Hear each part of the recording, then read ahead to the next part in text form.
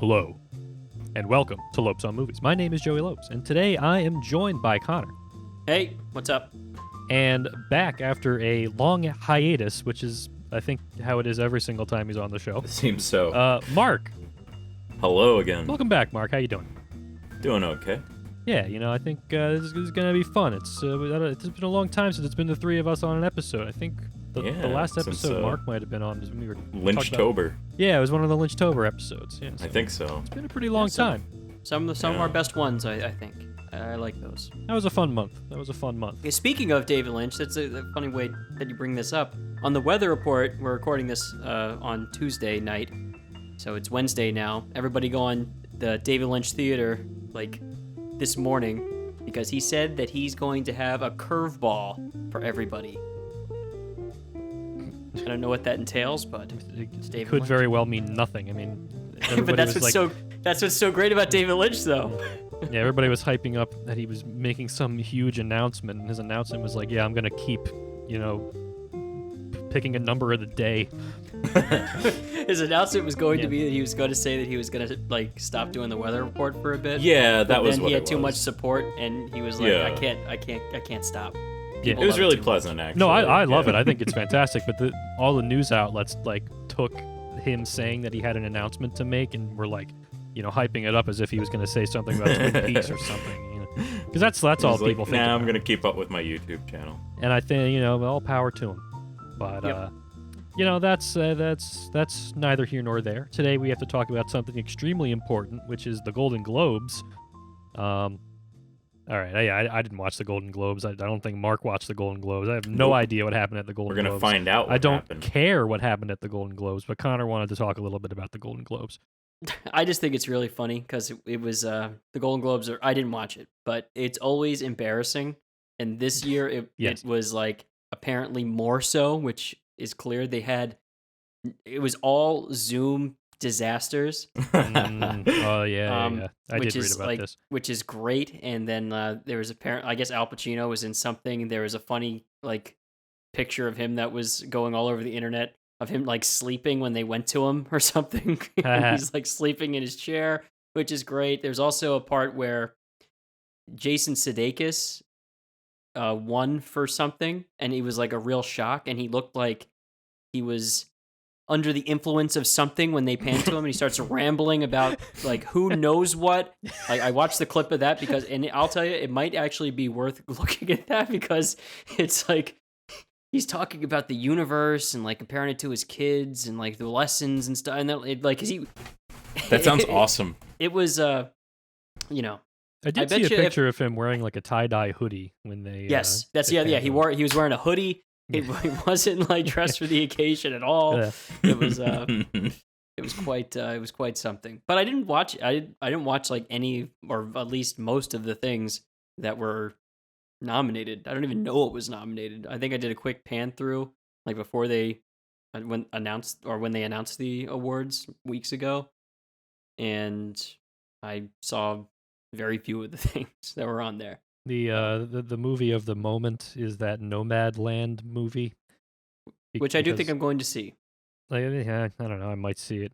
I've seen so much of it on Twitter, just pictures from it that I feel like I don't need to see it. You've absorbed it. Yeah, I've through- absorbed the discourse around it, and as they say, you don't need to watch things anymore. You can just kind of absorb You the get it through opinions. osmosis. Yeah, of people that Just have find out you know, what you're supposed to think about Yeah, it. exactly. So I've kind of I've moved on from Nomadland already.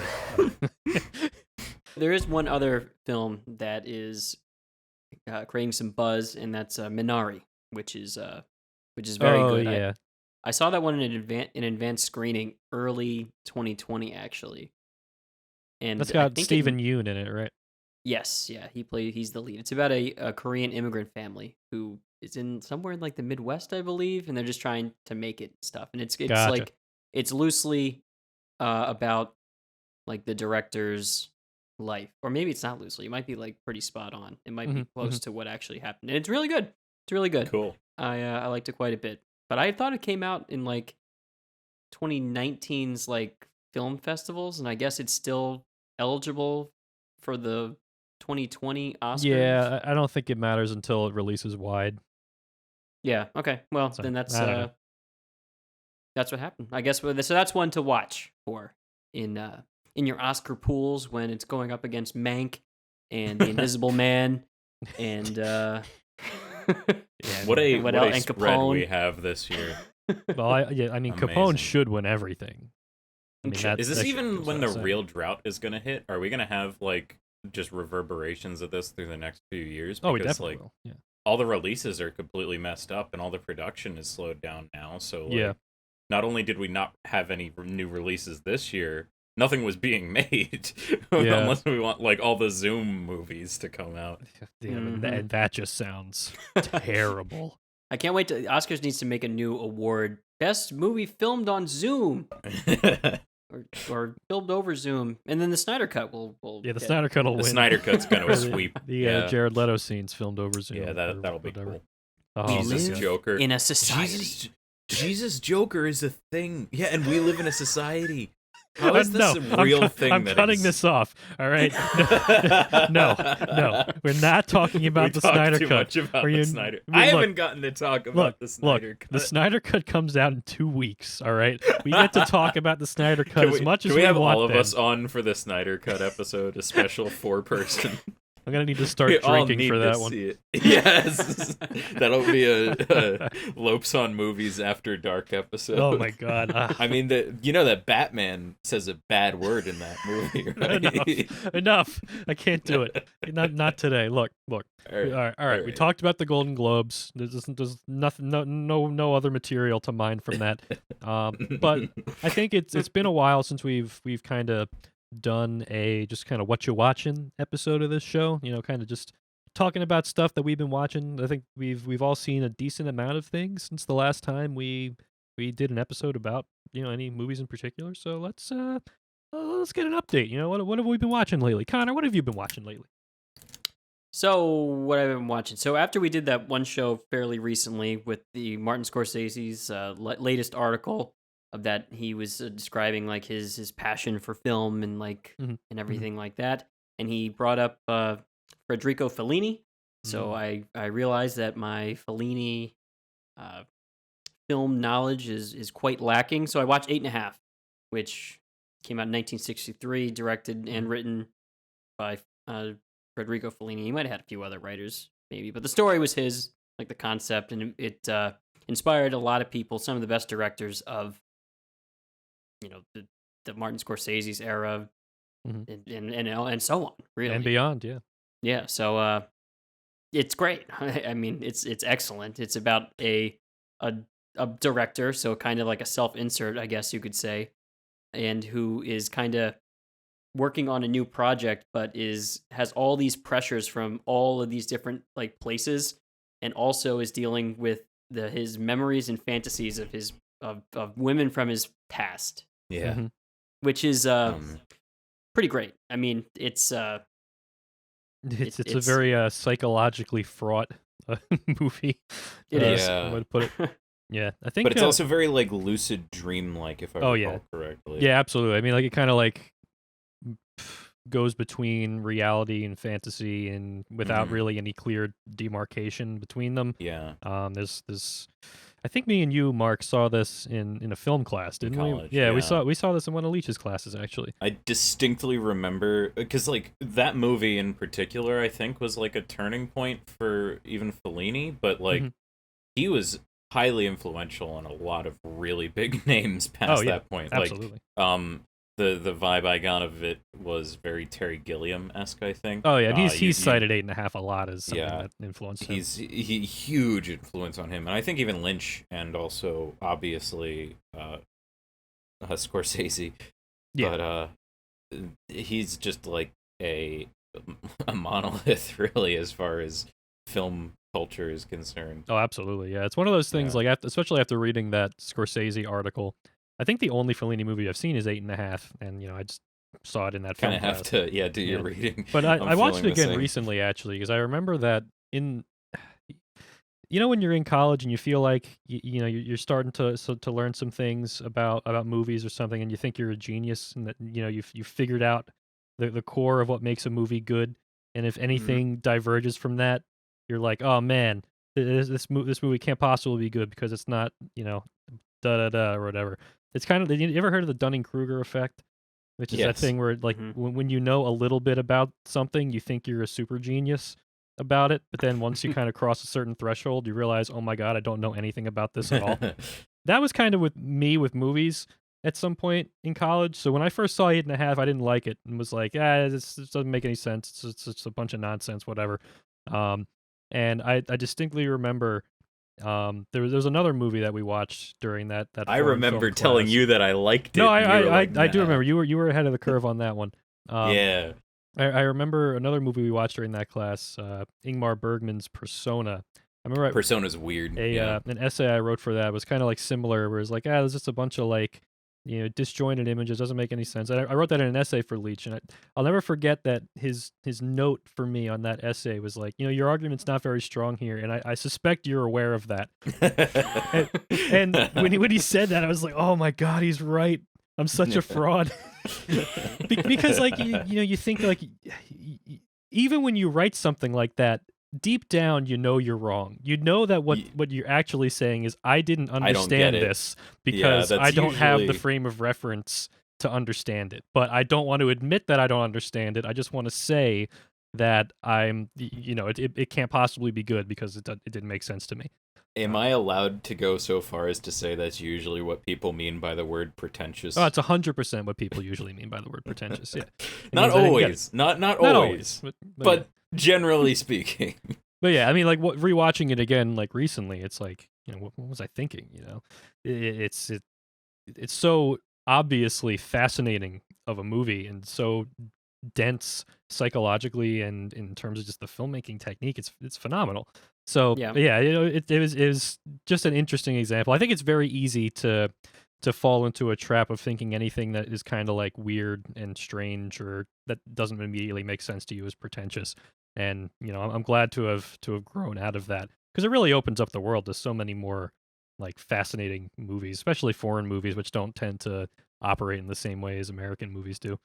So, that was one thing important. last thing I'll say on 8.5 is that it feels newer than most movies now. Like it feels fresh, and but it also is kind of interesting that it was pretty even back then. The movie came out in 1963, and at that point, it was already kind of there's aspects of it that are about like the producers and getting these people and all the pressure that's put on this. The director and in like all the outside influences that are feeding into his work, in that I guess it was kind of interesting how it just kind of from there it just bubbled until now the director is like not even the person that he was back then. Yeah. Like a director would not have any type of control of a movie that like the director would in 8.5. I mean, like what you're seeing here is like the kind of all-star director type, who's making a film that it's his film. And well, I mean, it's somewhat autobiographical, right? Oh yeah, there's exactly. definitely elements of that. Yeah, but one thing I will say too, I guess the last thing is that I don't know if people can really handle a story like this on like across the board anymore. Like, because there are aspects of it that might not hold up to people, because the protagonist is definitely not like someone you might not necessarily like. But do you think no, absolutely not. Well, it's a psychological portrait of a man who has a stunted vision of youth and sexuality in a large sense. So I mean, it's supposed to make you uncomfortable, especially in the infamous harem scene. Yeah, exactly. Yeah. But I just don't know if that's something that people want. He has like a bit of a god complex in it. Right? Yeah, absolutely. Yeah, I mean, it's again, like he's obviously an egoist. Look, Connor, it comes down to you either like art or you don't like art, And that's the point, and that's why it fits so well with Scorsese's article that like this is art clearly. Like it's very different than the stuff that's turned out to appeal to as many people as possible.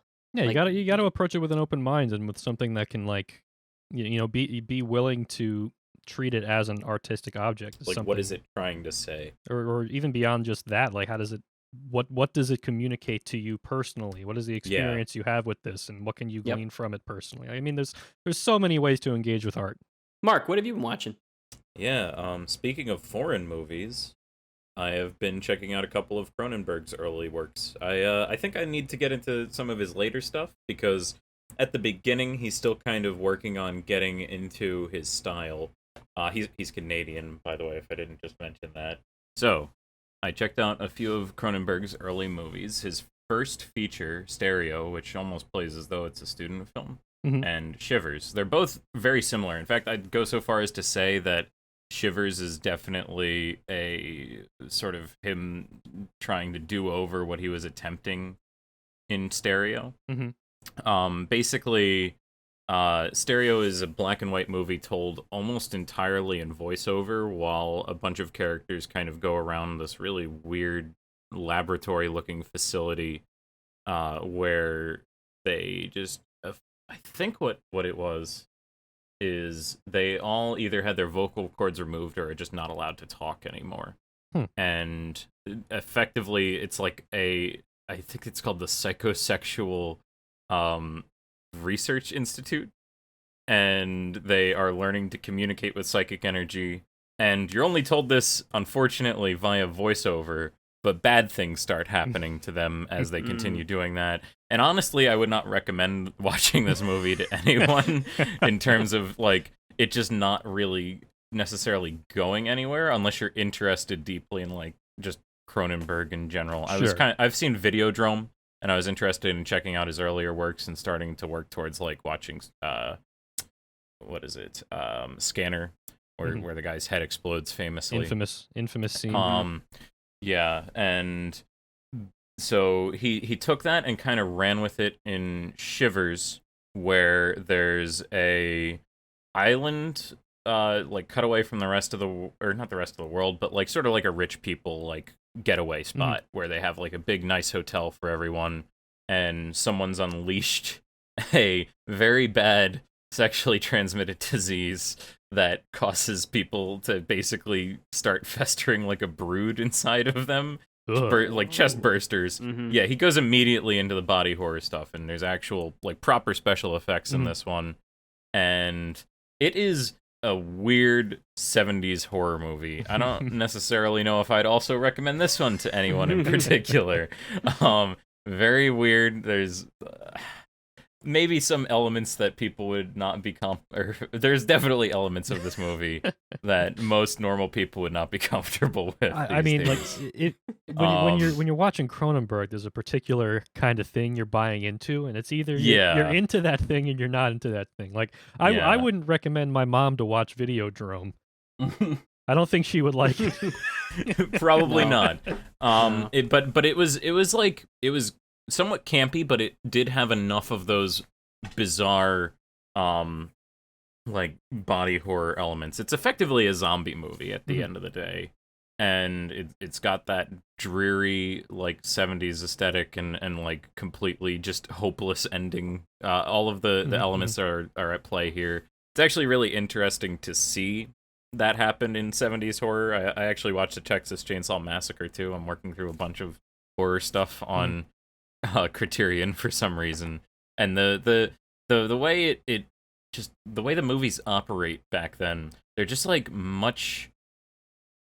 they feel more matter of fact. They're just drier. Like something about the way, for instance, I'm just completely jumping, but like the way the body horror is in Shivers, and the way like the family's house, Leatherface's house, is in Texas Chainsaw, they're just presented so flatly that it's just like there's no like real pomp to it. You just have this like guy's chest bursting open with like weird creatures coming out of it, or like just a bunch of furniture made from people's skin. It's just like, yep, that's how it is.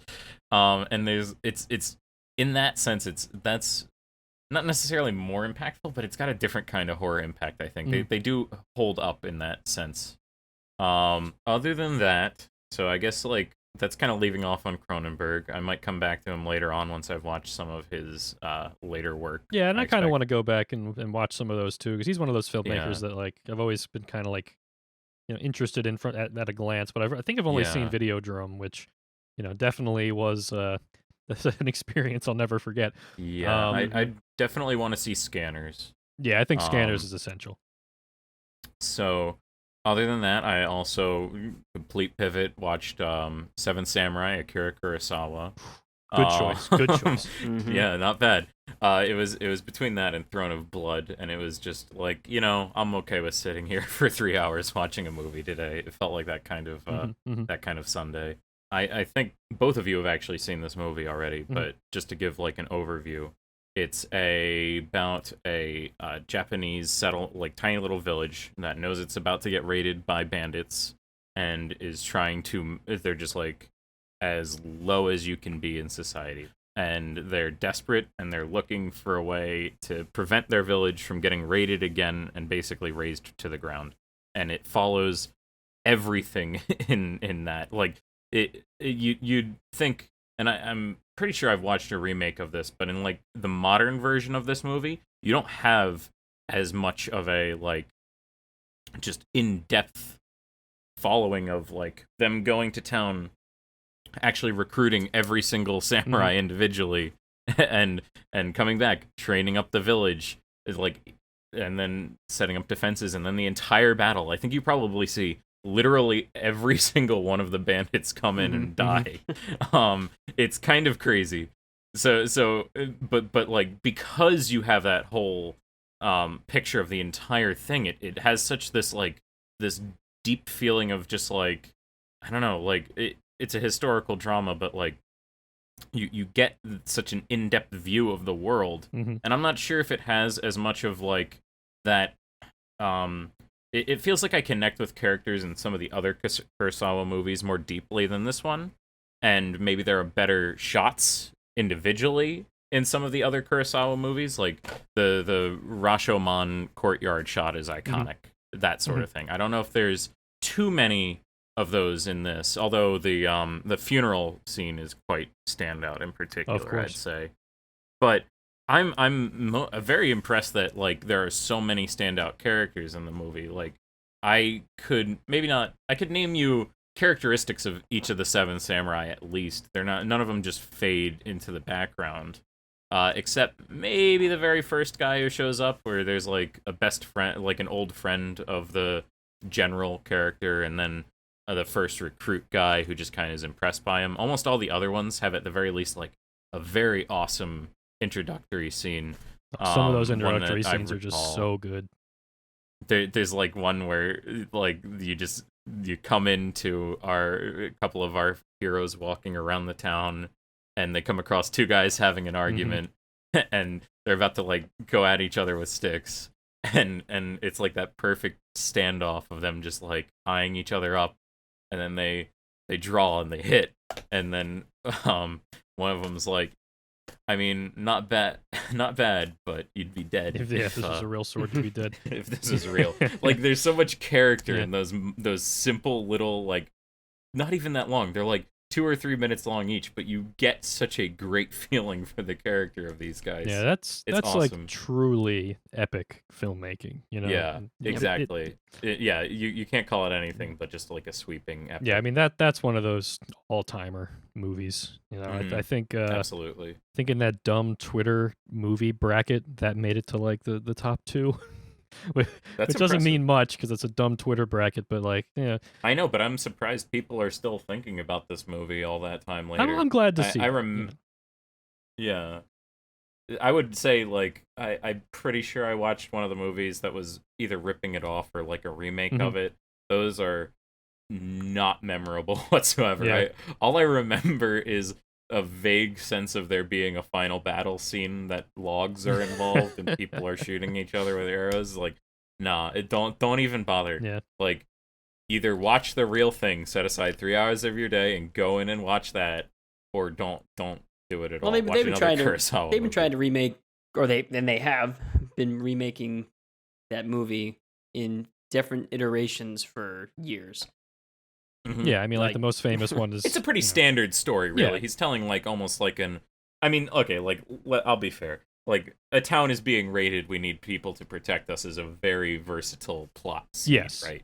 Like that's hardly something that you can rip off. Right. But like the ones that are really trying to be Seven Samurai, probably just watch Seven Samurai instead. Yeah, I think you know, you maybe if you're curious, you could watch the original Magnificent Seven, which was the original American remake where they transposed the story to the West, which is It's amazing common how thing. analogous those two things are. Yeah, it Like, actually is really You can wild. change basically nothing between a Ronin story and a mysterious stranger Mhm. story, and like literally all you have to change is swap out like kimono or whatever it is, like the garb for a poncho. Yeah, exactly. And the sword for a revolver. Yeah, pretty much.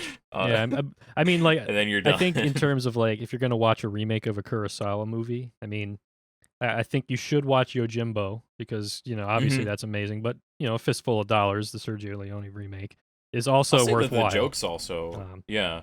The jokes actually like land on occasion in these movies. Not even like on occasion. Most of the jokes they still hold up pretty Yeah, well. you Like they're not like you wouldn't think that the movie hilarious, is but- like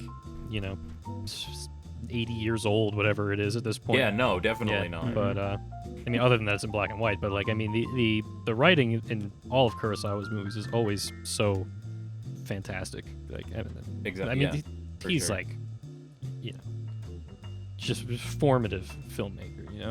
If there's for any sure. like filmmakers out there that are just completely unstoppably influential and amazing, I mean, he's got to be at the top of the list. I watched so many Kurosawa movies when I was in college, and it was like the best experience of my life. I want to go back and see them all for the first time again. But yeah, I mean that's Seven Samurai is a classic. I think everybody should check it out at least at one point. Because Very I good. feel like movie. there's Yeah. so much of Seven Samurai did that stories and movies going forward basically lifted. And You could inspired. make like 3. Well, you could pull apart Seven Samurai and have like 3 amazing movies. Yeah, absolutely. And it's all in one. Well, I think that'll do it for us today, everybody. I had a Joey, pretty wait, good what time are you? talking about What have you been watching? What have you been Joey, watching? Yeah. Oh no. No, so I'm afraid we're out of time. Well, I mean, I have watched some stuff. I watched the Hitchcock movie Shadow of a Doubt. It was good, but we don't Cool. really have a lot of time to get into it right now. Maybe next time. We gotta do a couple more of these. I'm sure we'll see some more stuff going into the next few weeks. But until that point, everybody, we will see you next week for something, and then we'll see you a week after that for the Snyder Cut. All right, goodbye.